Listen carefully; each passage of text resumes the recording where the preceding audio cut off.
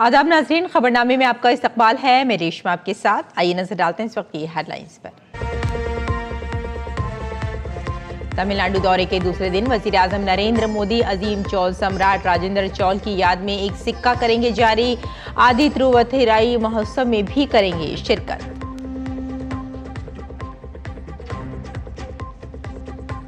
वजीर आजम आज सुबह 11 बजे ऑल इंडिया रेडियो पर मन की बात प्रोग्राम के जरिए मुल्क और बैरून मुल्क लोगों के साथ अपने ख्यालात करेंगे तबादला। दूरदर्शन के तमाम नेटवर्क पर होगा बराह रास्त नशरिया। थाईलैंड और कंबोडिया ने जंगबंदी मुज़ाकरात पर किया इत्तेफाक। भारत ने अपने शहरियों के लिए मुशावरत की जारी। दोनों फरीकों ने जंग के खात्मे की तरफ कदम उठाने की जाहिर की उम्मीद। ट्रंप ने अमन की बहाली का किया दावा।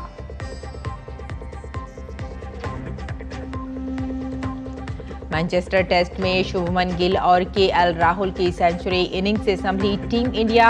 चौथे दिन का स्कोर 174 रन पर 2 विकेट। मध्य प्रदेश, गुजरात और राजस्थान में मूसलाधार बारिश के लिए रेड अलर्ट। आईएमडी ने शुमाल मशरक में आइंदा 3 दिन तक मूसलाधार बारिश का जाहिर किया इम्कान।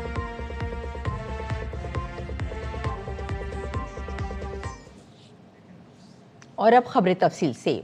वजीर आजम नरेंद्र मोदी तमिलनाडु के दौरे पर हैं। वजीर आजम आज तिरुचिरापल्ली जिला में गंगई कोंडा चोलपुरम मंदिर जाएंगे, जहां वो आदि तिरुवथिराई महोत्सव में शिरकत करेंगे। ये त्यौहार अजीम चौल सम्राट राजेंद्र चौल अव्वल के यौम पैदाइश और जनूब मशरक़ी एशिया पर इसकी तारीखी समुद्री फतह की 1000वीं सालगिरह की याद में मनाया जा रहा है। इस मौके पर वजीर आजम उनके एजाज में यादगारी सिक्का भी जारी करेंगे। राजेंद्र चौल अव्वल को भारत की तारीख के सबसे ताकतवर शहंशाहों में शुमार किया जाता है, जिन्होंने गंगई कोंडा चोलपुरम को दारुल हुकूमत बनाया और वहां एक शानदार मंदिर तामीर किया, जो आज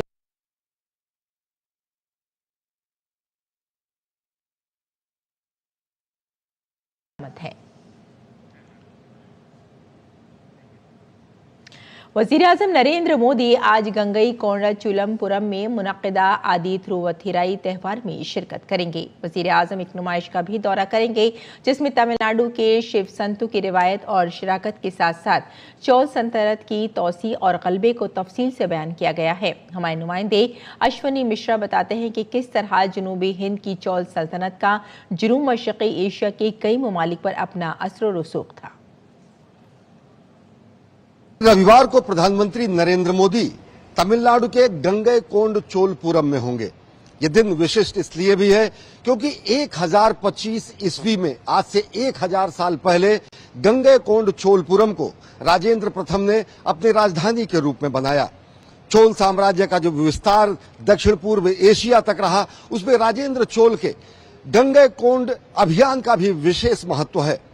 आदि थिरुवाथुरई, जो कि राजेंद्र चोल के जन्मदिन का दिन माना जाता है, और साथ ही साथ गंगई कोंड चोलपुरम के 1000 वर्ष पूरे होने के और गंगई कोंड चोलपुरम अभियान के भी 1000 वर्ष पूरे होने के उपलक्ष्य में विशेष कार्यक्रम के आयोजन में प्रधानमंत्री यहां शामिल होंगे। चोल साम्राज्य का विस्तार और प्रभाव कितना ज्यादा था, ये नक्शा अपने आप ये बताता है। ये पूरा का पूरा क्षेत्र चोल साम्राज्य का है और आगे चोल साम्राज्य के प्रभाव के ये क्षेत्र हैं।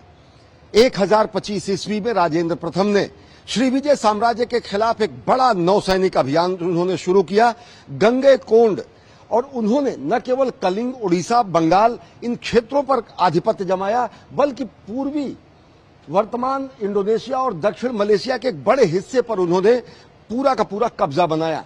तकरीबन 13 बंदरगाह, वर्तमान थाईलैंड, कंबोडिया, मलेशिया, इंडोनेशिया के इन 13 बंदरगाहों पर पूरी तरीके से आधिपत्य स्थापित करके राजेंद्र प्रथम ने न केवल चोल के प्रभुत्व को पूरे दक्षिण पूर्व एशिया में फैलाया, बल्कि 1025 में किए गए इस दक्षिण पूर्व एशिया के महान नौसैनिक अभियान को उन्होंने पूरे तरीके से कमेमोरेट करने के लिए, इसको पूरी तरीके से स्थापित करने के लिए 1025 में ही गंगई कोंड चोलपुरम की स्थापना की, जो कि उनकी नई राजधानी थी, और गंगई कोंड की उन्होंने उपाधि हासिल की। प्रधानमंत्री एक प्रदर्शनी का भी उद्घाटन करेंगे, जहां पर वो शैव सिद्धांत, जो कि दक्षिण भारत में शैव सिद्धांतों की जो धरती मानी जाती है, शैव संप्रदाय के अभ्युदय की जो धरती मानी जाती है, जिसमें नायनार संतों के विशिष्ट 63 संतों की विशेष उल्लेख होता है, उससे संबंधित एक प्रदर्शनी का भी अवलोकन करेंगे। प्रदर्शनी का एक बड़ा हिस्सा दक्षिण भारत में शैव संप्रदाय और शैव सिद्धांतों के उद्भव और विकास को बताता है, जिसमें यहां पर 63 जो महान नायनमार संत हुए, उनके जीवन चरित्र को पूरी तरीके से विस्तारित तरीके से बताया गया है। नायनार, अम्मयार और थिरुमूलर जो अलग अलग यहां पर संप्रदाय थे, शैव संप्रदाय के जो महान ऋषि थे, और साथ ही साथ वीणाधर दक्षिणामूर्ति भगवान शिव के अनेक रूपों को भी, अनेक स्वरूपों को भी यहां पर प्रदर्शित किया गया है। तो निश्चित तौर से पूरी दुनिया देखेगी कि कैसे शिव और शक्ति के सम्मिलन से सनातन संस्कृति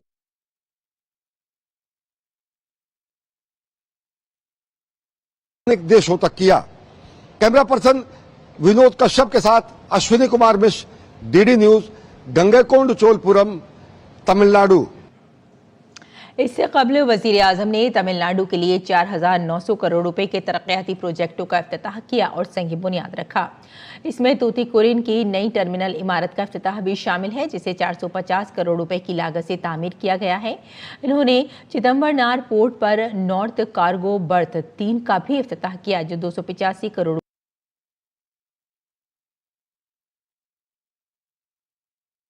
में मदुरै और बोदेनाई ककनूर और लाइन की बर्ककारी, इसका नागरकोइल, कन्याकुमारी और अल्लवे मोझी और साथ में नागरकोइल हिस्सों को दोगुना करना शामिल है। इसके अलावा सड़कों की तामीर के 2 मेगा प्रोजेक्ट्स भी कौम के नाम वक्फ किए गए, जिसमें 36 NH पर सेठिया थोप से चोलापुरम तक 50 किलोमीटर 4 लेन सड़क और NH 138 पर तूतीकोरिन बंदरगाह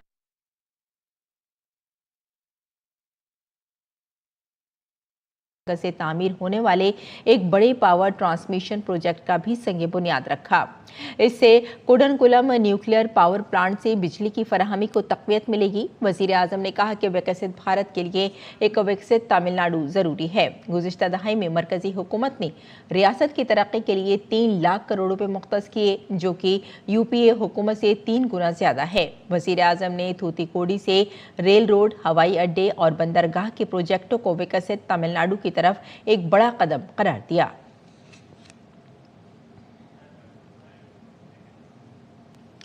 मालदीव का कामयाब दौरा मुकम्मल करने के बाद वजीर आजम मोदी ने सोशल मीडिया प्लेटफॉर्म एक्स पर एक वीडियो शेयर किया है, जिसमें उन्होंने मालदीव के दौरे के अपने तजुर्बात को वीडियो के जरिए शेयर किया।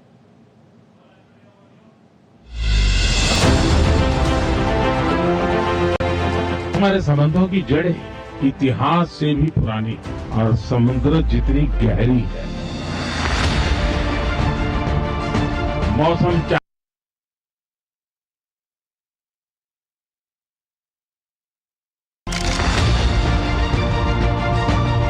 We confidently recognize India's capability to lead global efforts towards a successful and impactful outcome.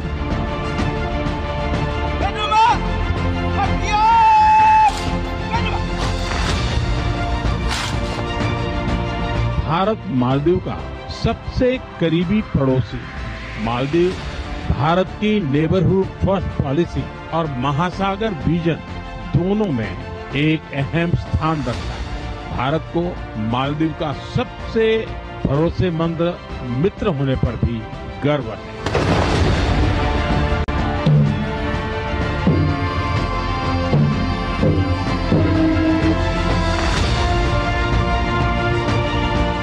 आपदा हो या महामारी, भारत हमेशा फर्स्ट रिस्पॉन्डर बनकर साथ खड़ा रहा। भारत के सहयोग से बनाए गए 4,000 सोशल हाउसिंग यूनिट्स अब मालदीव में कई परिवारों के लिए नई शुरुआत बनी, नया आशियाना है।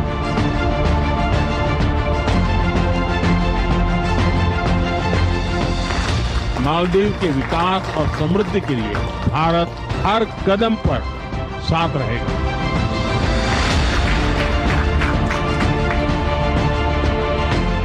my heartiest congratulations to Your Excellency on becoming the second longest serving Prime Minister of India. This remarkable milestone, 4,078 consecutive days in office, is a testament to your unwavering commitment to public service and dedication to the progress and prosperity of the Indian people. Wishing Your Excellency continued success as you lead India towards greater heights.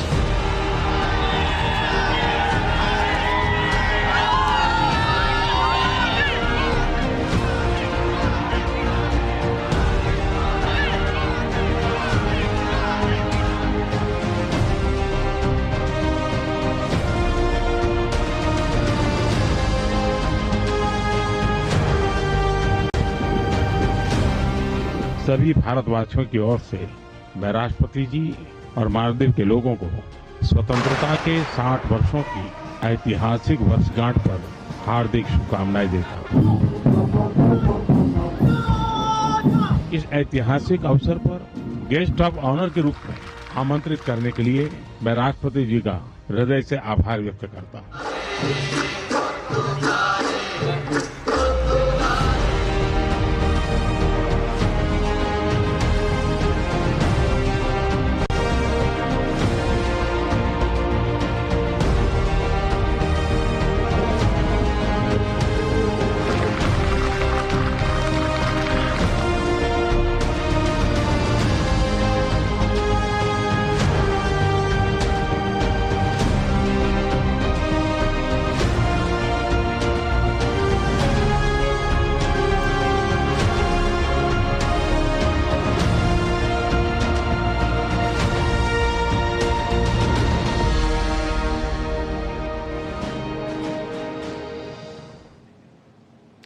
अगली खबर का रुख करते हैं। वज़ीर-ए-आज़म नरेंद्र मोदी आज सुबह 11 बजे मन की बात प्रोग्राम के जरिए अपने ख्यालात का इज़हार करेंगे।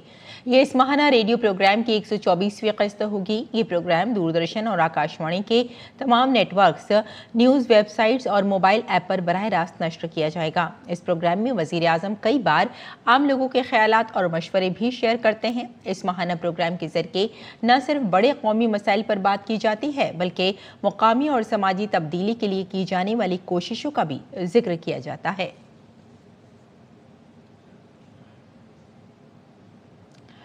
और संसद रत्न अवार्ड का आगाज साल 2010 में हुआ था और ये अवार्ड उन अरकानी पार्लियामेंट को दिया जाता है जो शफाफियत, एहतसाब और जमहूरी अक़दार को मजबूत बनाने के लिए पार्लियामेंट में सरगर्म रहते हैं। प्राइम पॉइंट फाउंडेशन की जानिब से दिए जाने वाले इस अवार्ड के लिए अरकान पार्लियामेंट का इंतखाब, पार्लियामेंट में हाजिरी, सवालात पूछने, मुबाहिसों में शिरकत और प्राइवेट बिल पेश करने जैसे ठोस मेयारात की बुनियाद पर किया जाता है। हमारे सीनियर नामानिगार अमरेंद्र गुप्ता के साथ खुसूसी बातचीत में तमाम मेंबरान पार्लियामेंट ने यह एजाज़ हासिल करने पर अपने पार्लिमानी हल्के के लोगों से इजहार तशक्कुर किया। नीज़ अरकानी पार्लियामेंट का कहना है कि यह अवार्ड न सिर्फ इन सब के लिए तहरीक है, बल्कि जमहूरियत में अवामी नुमाइंदगी की जिम्मेदारियों की तस्दीक भी है। संसद है संवाद के लिए, चर्चा के लिए, संसदीय परंपराओं और नियमों के लिए। जब सांसद को जनता कई उम्मीदों के साथ चुनती है और संसद भवन में भेजती है और सांसद से ही उम्मीद करती है कि जनता से जुड़े मुद्दे और खासकर अपने क्षेत्र की समस्याओं को सुलझाने के लिए उनका सांसद उनके मुद्दों को आवाज दे और सरकार से समाधान लाए। और आज एक वो बड़ा दिन जब ऐसे ही चुने हुए सांसदों को सांसद रत्न सम्मान से सम्मानित किया गया। मैं प्राइम पॉइंट फाउंडेशन का धन्यवाद व्यक्त करूंगी, ई मैगजीन का धन्यवाद, प्रेजेंस का धन्यवाद व्यक्त करूंगी जिन्होंने हमें ये पुरस्कार दिया। और सबसे बड़ी बात है कि मैं अपनी जनता, मुंबई की जनता का धन्यवाद दूंगी जिनके वजह से मैं संसद तक पहुंची। ये एक सम्मान नहीं है, ये और अधिक अच्छा काम करने का एक दायित्व बोध है और इस दायित्व बोध के अनुसार पब्लिक का ज़्यादा हम काम कर सकें, संसदीय परंपराओं को हम अक्षुण्ण रखते हुए बहुत सारी जन समस्याओं को हम उठा सकें। प्रश्न का लो, शून्य का लो, लगातार आप बोलते हैं और एक बड़ा मैसेज कि जनता ने जिस वजह से चुना है वो काम करना है। प्रधानमंत्री मोदी जी, योगी जी, अमित शाह जी जो हमको सिखाएं पार्लियामेंट की बारीकियों को, आज उसका नतीजा है। गोरखपुर को ये भेंट है मेरे तरफ से। Sansad Ratna awards, now it has become prestigious award in Indian recognition to the parliamentarians, and they are doing it absolutely on the basis of the performance in parliament. जिस तरह से संसद में आप लगातार संसदीय परंपराओं के अनुसार बोलते रहते हैं, अपने क्षेत्र की समस्याओं को आवाज़ देते हैं और एक सम्मान जो है कहने का प्रोत्साहन देता है, सर क्या कहेंगे? बहुत बहुत खुश हूँ। जो लोगों ने विश्वास व्यक्त किया उस विश्वास को आज मैं पात्र हुआ, ऐसे पुरस्कार मुझे मिला है। पिछले 8-10 बरस में मुझे 7-8 पुरस्कार मिले, इसमें ये और एक प्रतिष्ठापूर्वक पुरस्कार आज मिला, उसके लिए बहुत आनंद व्यक्त करता हूँ। हम भी काम करते हैं, अच्छी तरह का काम करते, इसका सर्टिफिकेट जो आज हमें मिला है और इन सभी सांसदों में हमें जो चुना है, हमारा जो यहाँ मुझे ये जो पुरस्कार दिया है, बहुत आनंद हुआ है। संसद में लगातार आप जनता के मुद्दों को आवाज़ देते रहते हैं, संसदीय परंपराओं के अनुसार काम करते रहे, जिसके तहत आपको आदर्श सांसद रत्न अवार्ड मिला। प्राइम पॉइंट फाउंडेशन जो कि हमारे जिसको कह सकते हैं ब्रेन चाइल्ड, और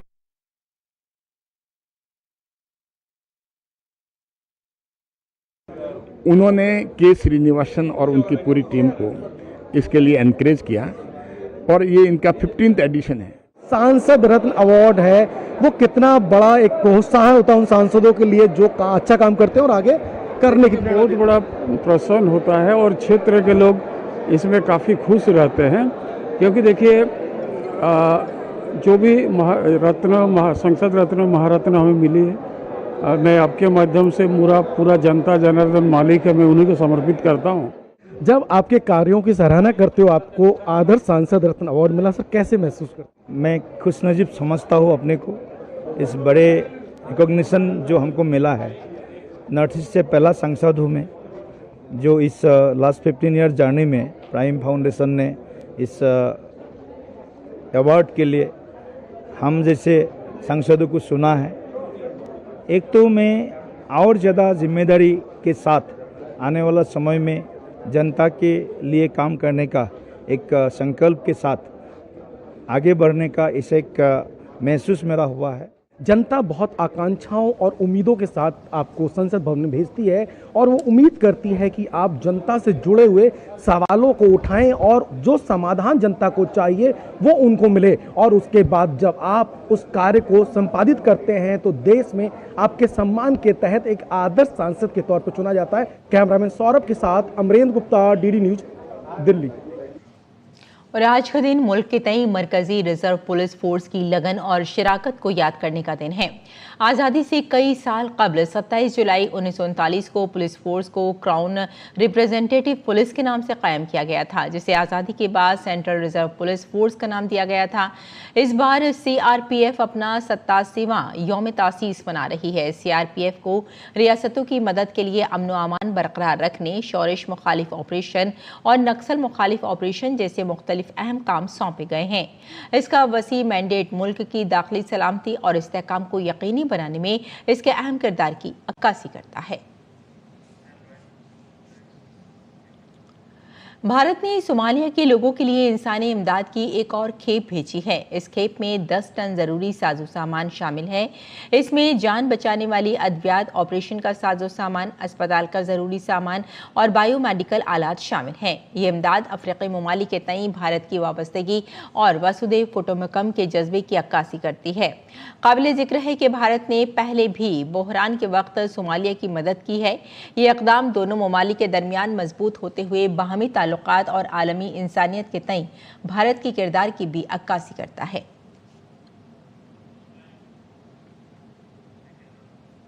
महकमा मौसमियात ने मगरबी मध्य प्रदेश, मशरक़ी राजस्थान और गुजरात में बहुत तेज बारिश के लिए रेड अलर्ट जारी किया है। इसके अलावा उत्तराखंड, मशरक़ी मध्य प्रदेश, सौराष्ट्र, कच्छ, महाराष्ट्र और कोंकण, गोवा, कर्नाटक, केरल, आसाम, मेघालय, सिक्किम और अरुणाचल प्रदेश में बारिश का ऑरेंज अलर्ट है। महकमे ने कहा है कि मानसून के हालात आइंदा 3 दिनों के दौरान वस्ती हिंद, मगरबी साहिल और मुल्हका घाट इलाकों में सरगर्म रहने का इम्कान है। हिमाचल प्रदेश ने भी 29 जुलाई तक 4 अजला चंबा, कांगड़ा, मंडी और कुल्लू के कुछ इलाकों में भारी से बहुत भारी बारिश के लिए ऑरेंज अलर्ट जारी किया है। जुनूबी रियासत केरल में अगले 5 दिनों तक बारिश जारी रहने का इम्कान है। आज 50 से 60 किलोमीटर फी घंटे की रफ्तार से तेज हवाएं भी चल सकती हैं। समुद्र में तेज हवाओं की वजह से केरल, कर्नाटक, लक्षद्वीप के साहिलों पर 30 जुलाई तक माहीगीरी पर पाबंदी लगा दी गई है। ओडिशा हुकूमत ने हफ्ते को बालासोर, भद्रक और जौजपुर में आला हुक्काम को हाई अलर्ट पर रखा है और उन्हें नशीबी इलाकों से लोगों को निकालने को कहा है क्योंकि कई दरियाओं में तुग़यानी हैं। और आइए नाज़रीन, अब नजर डाल लेते हैं दिल्ली से शाये कुछ उर्दू अखबारात पर।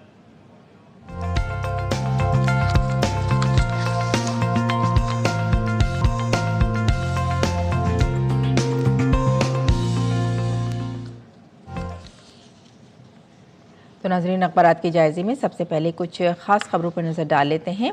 हिंद मालदीव के दरमियान 8 मुआहदों पर दस्तखत। वज़ीर आज़म मोदी की मालदीव की यौम आज़ादी की तकरीबात में शिरकत। हिंदुस्तान ने 72 गाड़ियाँ तोहफे में दी हैं। जी हाँ, वज़ीर आज़म नरेंद्र मोदी अपने मालदीव के दौरे पर थे और उन्होंने आपको बता दें कि 8 मुआहदों पर वहाँ दस्तखत कराए हैं और साथ ही हिंदुस्तान ने 72 गाड़ियाँ उन्हें तोहफे में दी हैं।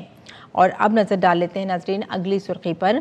बरतानवी वज़ीर आज़म का फ़लस्तीनी रियासत को मशरूत तस्लीम करने का ऐलान। फ़लस्तीनी रियासत को क़ब्ल अज़ वक्त तस्लीम करना नुकसानदेह है, मेलोनी का ये बयान है। ट्रंप ने फ्रांसीसी सदर के ऐलान को मुस्तरद कर दिया है। और आइए अब देख लेते हैं नाज़रीन अगली सुर्खी। नौजवानों को खेल को करियर के तौर पर अपनाना चाहिए। विदर्भ एडवेंचरर एसोसिएशन के ज़ेर एहतमाम मुनक़िदा खेल एक करियर सेमिनार में नौजवानों से गडकरी का ये खिताब था। और अब देख लेते हैं नाज़रीन अगली सुर्खी। नौजवानों को खेल को करियर के तौर पर अपनाना चाहिए, गडकरी का ये बयान है ताकि खेल को फ़रोग़ दिया जा सके। और थाईलैंड के हमलों में कंबोडिया के 5 फौजियों समेत मज़ीद 12 अफराद हलाक बताए गए हैं। कंबोडिया ने थाईलैंड से जंगबंदी का मुतालबा किया है। और अब देख लेते हैं अगली सुर्खी नाज़रीन हमने ली है तुर्की से। ये खबर है कि तुर्की की तरफ से शाम में बढ़ते हुए पुरतशद्दुद वाक़यात पर इंतबाह है। तुर्क वज़ीर ख़ारजा ने शाम में बढ़ती हुई कशीदगी पर तशवीश का इजहार किया है और ख़बरदार किया है कि हालिया तशद्दुद ख़ास तौर पर जुनूबी सूबे में जितने भी सूबे हैं उनमें किसी भी तरह से इलाक़ाई जो सालमियत है उसका ख़तरा बना हुआ है, उसे दूर करने की ज़रूरत है। और अब चलते चलते एक और सुर्खी पर नज़र डाल लेते हैं नाज़रीन। रूसी रॉकेट ने ईरानी इंजीनियर्स के तैयार करदा मवासलाती सैटेलाइट को खला में भेज दिया है। रूसी रॉकेट ने एक ईरानी मवासलाती सैटेलाइट को जो खला में भेज दिया है। ईरान के खलाई प्रोग्राम की ताज़ा तरीन कामयाबी है। ये एक ऐसा प्रोग्राम है जो तवील अरसे से मगरबी हुकूमतों के लिए तशवीश का बाइस बना रहा। तो नाज़रीन, ये था अखबारात का मुख्तसर जायज़ा। और आइए अब लौटते हैं बुलेटिन की जानिब। कुछ और ख़बरों पर नज़र डाल लेते हैं। थाईलैंड और कंबोडिया ने जंगबंदी के मुज़ाकरात पर इत्तेफाक किया। दोनों ममालिक के दरमियान बढ़ती कशीदगी के पेश नज़र अमरीकी सदर डोनाल्ड ट्रंप ने दोनों ममालिक के आला रहनुमाओं से फ़ोन पर बात की है। ट्रंप ने दावा किया कि दोनों ममालिक जंगबंदी पर राज़ी हो गए हैं और वो अमरीका के साथ तिजारत भी चाहते हैं। ट्रंप ने वाज़ेह तौर पर कहा कि अगर दोनों ममालिक अमन बहाल नहीं करते तो अमरीका उनके साथ कोई तिजारती मुआहदा नहीं करेगा। थाईलैंड के कायम मुकाम वज़ीर आज़म ने ट्रंप का शुक्रिया अदा करते हुए कहा कि थाईलैंड ने उसूली तौर पर जंगबंदी पर रजामंदी जाहिर कर दी है, ताहम कंबोडिया को भी संजीदगी का मुजाहरा करना होगा। थाईलैंड के कायम मुकाम वज़ीर आज़म ने कहा कि जंगबंदी उसी वक्त मुमकिन है जब कंबोडिया मुतनाज़ सरहद इलाके से फौजी सरगर्मियां रोके और थाईलैंड के साथ बराह रास्त बातचीत करे। दोनों ममालिक के दरमियान जारी तनाज़े में 30 से ज़ायद अफराद हलाक हो चुके हैं, जबकि 1,30,000 से ज़ायद अपने घरों से बेघर हो चुके हैं। मैनचेस्टर टेस्ट के चौथे दिन भारतीय टीम ने इंग्लैंड के खिलाफ दूसरी इनिंग्स में 2 विकेट पर 174 रन बना लिए हैं। भारत इस वक्त